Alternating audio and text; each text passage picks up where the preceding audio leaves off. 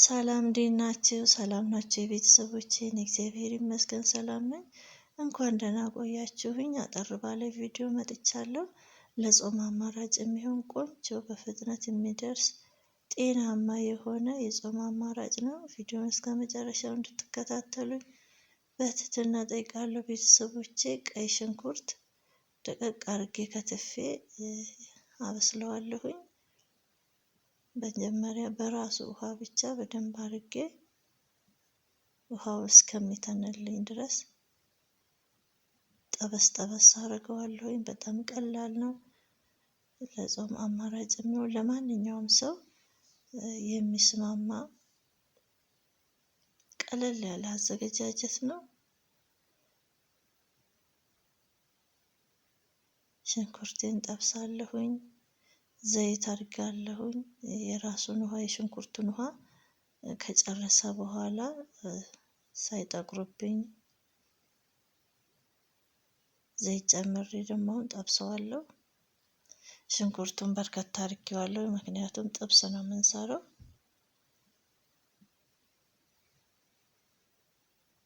በጾም ጊዜ የተለያዩ ጤናማ የሆኑ ምግቦችን መስራት እንችላለን።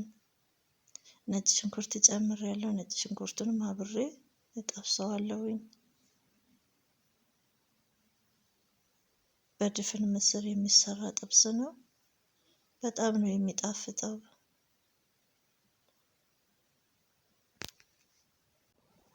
አሁን ጾሙም እያለቀ ነው፣ በዓልም እየደረሰ ነው። ጥሩ ጊዜ ነበረ። በጾም ሰዓት ሁሉ ነገር ይመቻል። አመጋገባችንም ቆንጆ ነው፣ ለጤና የሚመች ነው። ለዚህ ያደረሰን እግዚአብሔር ይመስገን። ሽንኩርታችንን እንደዚህ ጥብስ እናደርጋለን፣ እንዳይቃጠልብን ተጠንቅቀን። እርድ ደግሞ እንጨምራለን። እርድ ለጤናም ቆንጆ ነው። የምግቡንም ከለር ያሳምርልናል። ድፍን ምስር ስለሆነ የምሰራው መልኩ ደብዘዝ ያለ ስለሆነ እርዱ ደግሞ ይረዳዋል፣ ትንሽ ፈካ እንዲል ያግዘዋል።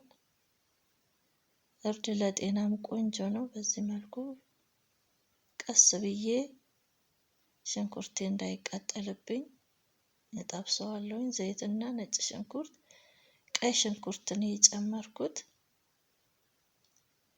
ምስር ስለሆነ ዘይት ስለሚፈልግ ያነሰ ስለመሰለኝ ትንሽ ጠብ አድርጌበታለሁ። ነጭ ዘይት ነው የተጠቀምኩት። ሽንኩርታችንን ቀስ ብለን እናቁላላለን።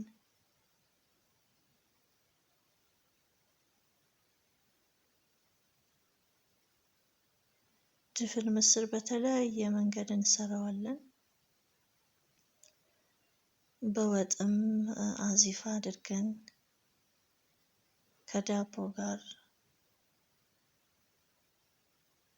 እንሰራዋለን። ይሄኛው ጠበስ ጠበስ አድርገን ከሌሎች የጾም ምግቦች ጋር የምናቀርበው ነው። ውሃ ጠብ እያደረኩኝ ሽንኩርቴን አበስላለሁኝ፣ ምክንያቱም እንዳይፈጥብኝ ሽንኩርቱ። ይሄ ደግሞ ያላሳየኋችሁ ስቀቅል አላሳየኋችሁም። ተለቅሞ ተበጥሮ ታጥቦ የተቀቀለ ድፍን ምስር ነው። እሱን የጨመርኩት።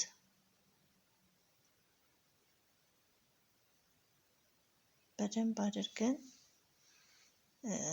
ከቁሌቱ ጋር አብሬ አሸዋለሁ፣ ጠብሰዋለሁኝ። ጥብስ ስለማደርገው በጣም ነው የሚጣፍጠው። በዚህ መልኩ ወጥን መስራት እንችላለን፣ ግን እኔ ጥብሱን ነው የፈለኩት። እዛ እሳቱን ሙቀቱን ለሰስ አድርገውና ክድን አድርጌ ውሃውን እስከሚመጥ ድረስ እተወዋለሁኝ። እቃዬን ትንሽ ለቅለቅ አድርጌ ውሃ ጨምሬበታለሁኝ። አሁን ይሄ ከድኜ ተወዋለሁ። ከዛ ውሃውን እስከሚጨርስ ድረስ እተወዋለሁኝ። መጠጥ አድርጎ ውሃውን ይጨርሳል። በደንብ ትክትክ ይላል። አብሮ ከቁሌቱ ጋር ይብላላል። ቆንጆ ጣዕም፣ ቆንጆ ቃና ይሰጠናል።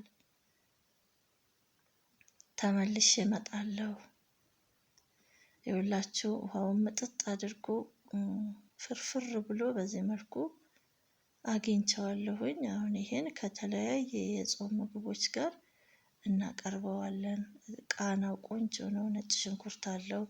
እዚህ ጋር ያልነገርኳችሁ ጨው አልጨመርኩም። ጨው ለማይመገብ ሰው ነው የምሰራው። እናንተ ጨው መጠናችሁ ትጨምራላችሁ። እዚህ ጋር ቃሪያና ነጭ ሽንኩርቱ ብቻ በቂ ነው።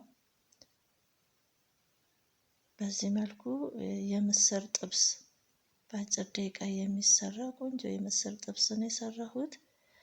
እንደወደዳችሁት ተስፋ አድርጋለሁ ቤተሰቦቼ። ያው እንደምታዩት ያምራል። ብዙ ግብአት አይጠይቀንም። በጾም ሰዓት ከተለያዩ የጾም ምግቦች ጋር የሚቀርብ የጾም አማራጭ ብዙ ሰዓት አይወስድብንም። ብዙ ግብአት አይጠይቀንም። ጣዕሙ ግን ቆንጆ ነው፣ ጤናማ ነው። ለማንኛውም ለህመምተኛም የሚሆን ለስኳር ህመምተኛ፣ ለግፊት፣ ለጨጓራ ህመምተኞች የሚስማማ ነው። ይሄን ስላችሁ እኔ የጤና ባለሙያ አይደለሁም፣ ግን ከቤት ውስጥ ካለኝ ልምድ ያው የተለያየ ምግቦች እየሰራን የሚስማማንን እንመገባለን፣ የማይስማማንን እንተዋለን። በዛ መልኩ ነው የተናገርኩት ማለት ነው። እስካሁን አብራችሁኝ ስለቆያችሁ ከልብ አመሰግናለሁ ቤተሰብ። በቀጣይ በሌላ ቪዲዮ እስከምንገናኝ ድረስ ቸር ቆዩኝ።